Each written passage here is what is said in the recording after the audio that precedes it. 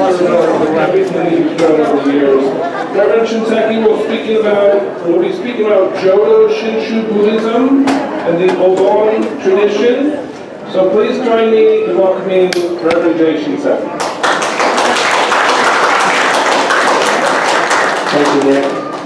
Thank you, everyone, for joining us today for our 75th Obon celebration. And Obon is really a memorial service. So one thing you'll notice is we have these 6 lanterns up here. And these are 6 people who have died since last Obon.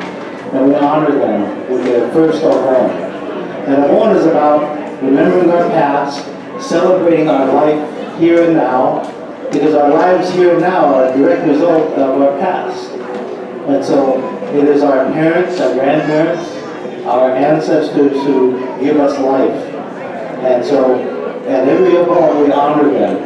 And we celebrate our life because we're able to live, have the things that we have, be able to do the things that we do because of their sacrifices and their life. So I've been asked to kind of talk about kind of an introduction to Buddhism and explain a little bit about Obon, but I really hope that we can do a little Q&A after that, and I'm going to ask David and Nick and Tom to help us with that Q&A.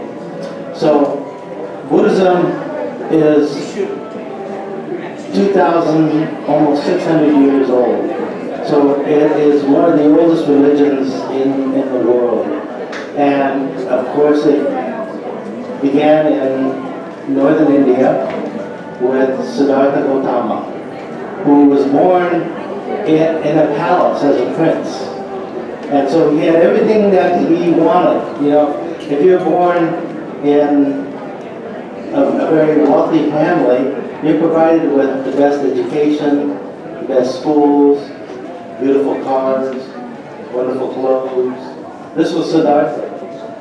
But Siddhartha was very introspective. He didn't feel like this was what life is all about.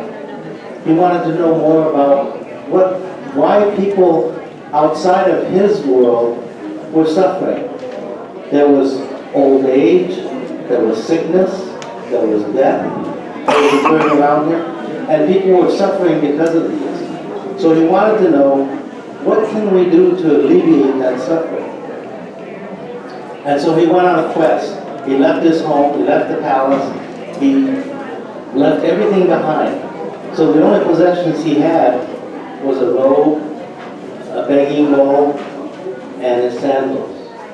And he went and he studied and he meditated and he went to all the different teachers and monks, practiced for years and years, and finally he reached a point where he really understood how to end suffering. And then he became the Buddha. And the Buddha, the literal meaning of the Buddha is the awakened one. So if we think about that term, the awakened one, that means that we're kind of asleep. We're half awake, maybe. We're not totally awakened to the truth of life. So the Buddha awakened to what he calls the truth of life. So the first thing he did, well, not the first thing, because he sat there for, some say, 49 days, meditating after this enlightenment, and tried to figure out, how can I explain this very deep, profound teaching to people? So he came up with a plan, which was what we call the Four Noble Truths. And some of you know this. The first truth is that life is never going the way we want it to. And the key to this is not the way we want it to go. Okay, we want life to go a certain way. We want it to be wonderful and happy. But life never happens that way. There's always going to be changes. There's always going to be bumps in the road that happen. And so life never goes the way we want it to go. People die, people get sick, people leave us, divorces, everything. So do these things happen. Life never goes the way we want it to. This is what he called dukkha. And dukkha literally is if you take a cart and you build a cart with the two wheels and an axle, the axle is off center, it never runs smoothly. And this is the definition of how the Buddha defined life. It never goes smoothly. Every once in a while there's going to be a bump in the road. And he defined this as birth, old age, sickness, and death. And he also defined it as not getting along with people, not getting what we want, being limited in the way we can do things, and change. That people will die, people will leave, things will change. So we're separated from those that we love. These are the 8 things that we define as causing our suffering, causing this unbalanced sort of up and down that he called dukkha. So the second truth that he taught is that life doesn't have to be that way. There's a cause for this. And what's the cause? It's my ego. My view of the world, the way I want it to be. I want my wife to continue to love me forever. Well, she does, but at some point our life changes, right? The people that we love pass away. The people that we're associated with move away. Our children grow up and they do their own thing and they're no longer with us. All of these changes occur in our lives. And this is one of the things that the Buddha said, we want it to be a certain way, yet it doesn't happen that way, the way we want it to. So this doesn't have to be this way, but it's the ego. It's the ego that causes me to say, I love you, but you don't love me. What's wrong with you? No, it's my ego. It's my ego that says, I want the world to be this way. So it's the ego that causes all that suffering. So the third truth is that the alternative to that is what he called nirvana. Nirvana means the extinction, the blowing out of that ego, getting rid of that ego. Okay? So Buddhists throughout the world, whether you're Zen or whether you're Jodo Shinshu or whether you're any kind of sect of Buddhism, the goal is to eliminate the ego, to get rid of that ego, so that you're ego-less, so that you can see the world as it truly is, not the way I want it to be. Okay? So then the Buddha said the fourth truth is the way to do that. And the way to do that is the Eightfold Path. Right view, right thought, right speech, right conduct, right livelihood, right meditation, and right mindfulness, and then meditation. Okay? These are the Eightfold Path. So the first one is right view. And the Buddha emphasized this because he wanted us to see the world as it truly is. Okay? And all we have to do is look at nature. You look at nature and you see life changing all the time. It never stays the same. But in our lives, we want things to stay the same. We don't accept the changes that occur in our life. And that's what the Buddha wanted us to emphasize, correct view. To see the world as it truly is. So if we can see the world as it truly is, we think differently, right? We talk differently. We conduct ourselves differently. The livelihood we choose is different. And everything is based on a sort of compassionate view of the world. It's not just about me, it's about all other people and how I affect their lives. So the Buddha emphasized wisdom and compassion.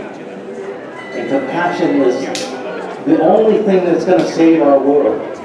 You know, our world is kind of going crazy these days. We don't know what's happening out there. But if we all, each and every one of us, practice compassion with each other, you know, it's like a small pebble in a pond, but it creates a home of compassion. It creates a society of compassion. It creates a world of compassion. And, you know, we may not see these great changes that we're doing in our homes, but if we're consistent and we are compassionate, it'll make changes. It'll make a difference in our children and our grandchildren and the world beyond us. So this is what the Buddha teaches. So the idea of the Eightfold Path is to create a view of the world that is true and real. And he also said that there are three things that we really need, three truths that we need to encompass in our lives. One is that everything is impermanent. Nothing ever stays the same. So if we understand that truth and we embrace that truth, then this moment is the most important moment. The time that we have with our family is the most important. The time we have with our loved ones is the most important to be treasured. Because tomorrow we don't know what's going on. We look like we're going to live forever. Okay? We're reminded by the Buddha that life is very fragile. We need to really encompass or embrace each moment. We also need to understand that we're all interrelated. That nothing that we do, everything that we do, affects other people. Our thoughts, our words, and our actions are going to affect others. Not just today, but well after we're dead and gone, our words, our thoughts, and our actions are going to affect others. So we have a responsibility in what we say and do and think. And this is this idea of this interdependency, interrelationship. And then the Buddha said, we're all one. We're all very different in our own way, in the way we think, in the way we live, in the way we do things. But we have this sense of oneness in that we all share the same dreams and hopes for this world and for our children and our children's children. So the Buddha said, practice compassion and use it wisely, because this is what's going to create a new and better world for us. So, in my life, I've been doing this as a minister for almost 40 years, and I've tried my very best to teach my friends and my family and our congregation to practice this idea of wisdom and compassion. And if we can all do this, whether you're Buddhist or not, you go out in the world and practice a sense of compassion for other human beings, a sense of wisdom in making decisions. It'll be a better world, I guarantee it. So that's my introduction to Buddhism. Again, I want to emphasize that this Obon is a time to celebrate our ancestors, to celebrate our family, and be reminded that we are truly grateful for all of their sacrifices that allow us to be who we are and do what we do. Thank you very much.